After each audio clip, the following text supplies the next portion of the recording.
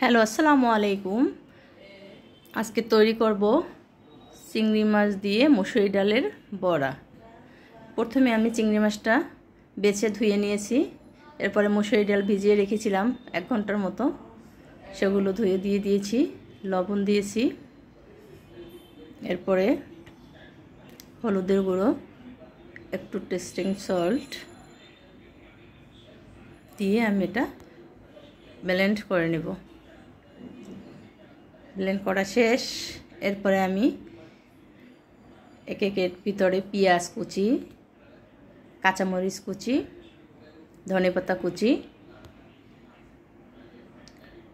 সব কিছু মিশিয়ে মিক্স করে নেব। ভালোভাবে মিক্স করে নিয়ে একটু কর্নফ্লাওয়ার দিয়ে দেবো সাথে। কর্নফ্লাওয়ার দিয়ে আমি ডুবো তেলে চিংড়ি মাছ দিয়ে ডালের বড়াটা ভেজে নেব। দারুণ মজা হয় গরম ভাতের সাথে, এমনিতেও আপনারা খেতে পারবেন।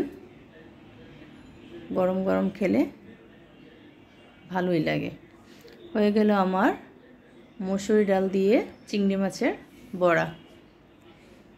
আপনারাও ট্রাই করে দেখতে পারেন, ভালো লাগবে। আল্লাহ হাফেজ।